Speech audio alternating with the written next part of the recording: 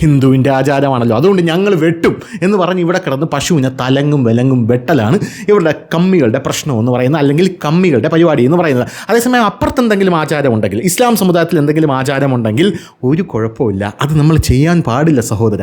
അത് മതേതരത്വമാണ്. അതാണ് നമ്മുടെ നാട്ടിൻ്റെ ബ്യൂട്ടി ഓഫ് ഇന്ത്യൻ കോൺസ്റ്റിറ്റ്യൂഷൻ. അവർക്ക് അവരുടെ മതം പറയാനും പ്രചരിപ്പിക്കാനുള്ള അവകാശമുണ്ട് എന്നൊക്കെ പറഞ്ഞുകൊണ്ട് അതിനെ അങ്ങ് ന്യായീകരിച്ച് മെഴുകുകയും ചെയ്യും.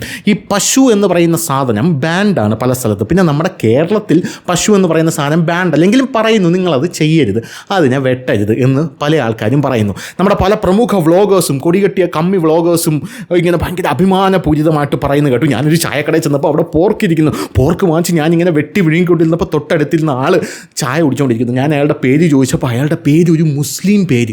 അപ്പോൾ ഞാൻ അദ്ദേഹത്തോട് ചോദിച്ചു, നിങ്ങൾക്ക് കഴിച്ചുകൂടല്ലോ ഇതറിഞ്ഞെങ്കിൽ എൻ്റെ ഈശ്വര, ഞാൻ നിങ്ങളുടെ അടുത്തിരുന്ന് പോലും ഇത് കഴിക്കില്ല, ഇത് എന്തൊരു പാപിയാണ് ഞാൻ എന്നൊക്കെ പറയുന്ന ലവന്മാരാണ് ഇപ്പുറത്ത് നോക്കിയിട്ട് കൊഞ്ഞണം കുത്തുന്നത്. എങ്ങനെയുണ്ട് ഉമാരുടെ ഇരട്ടത്താപ്പ്? ഒന്നെങ്കിൽ രണ്ടും ചെയ്യണം, അല്ലെങ്കിൽ രണ്ടും ചെയ്യാതിരിക്കണം.